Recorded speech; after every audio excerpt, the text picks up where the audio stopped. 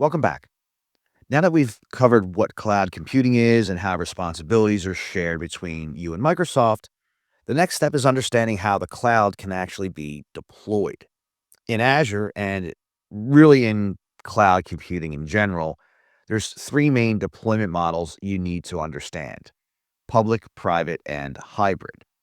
Each one of these defines where your resources live, who manages them, and how they're accessed.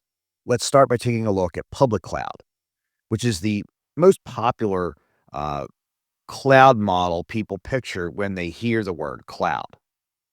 In a public cloud setup, all the hardware, the software, and the supporting infrastructure are owned and managed by the cloud provider, like Microsoft Azure.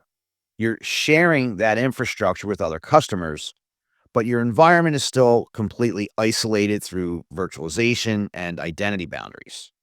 Everything is delivered over the internet, and all you do is create an Azure account and start using the services you want to use. You pay only for what you consume, whether that's virtual machines, databases, storage, or anything else Azure offers. So when you hear public cloud, think shared infrastructure running on Microsoft's hardware. It's built for scalability and cost effectiveness. It's the most common model, especially for organizations just beginning their cloud journey. Now let's talk about the private cloud a little bit. The private cloud, or a private cloud, I should say, is dedicated to a single organization. You don't share resources with anyone else. A private cloud can run in your own data center, or it can be hosted offsite by a service provider. The key point, though, is that everything is used by one organization. Private clouds tend to be used by companies with strict compliance or security or data control requirements. For example, things like banks or government agencies or healthcare providers.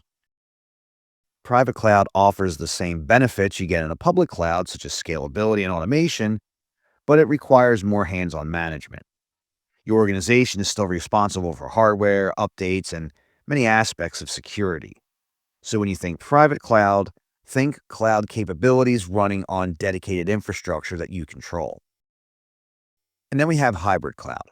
Now, the hybrid cloud mixes both public and private environments, so you can run workloads in whatever place makes the most sense. So, for example, maybe you keep your most sensitive databases in your private cloud for, let's say, compliance reasons, but then you rely on public cloud to handle burst traffic during heavy usage periods. A hybrid setup is usually connected through things like VPNs or ExpressRoute or Azure Arc to ensure everything works together seamlessly.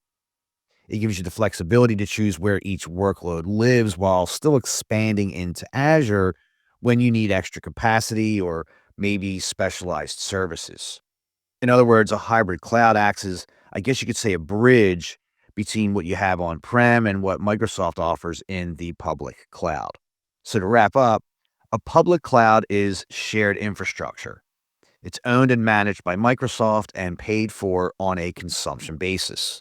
Private cloud is dedicated infrastructure used by a single organization and can be either on prem or hosted. And then a hybrid cloud combines the two, allowing data and workloads to move between environments. Each model has its own strengths. And in the next lecture, we're going to take a look at some real world examples to help you understand when and why each one is used.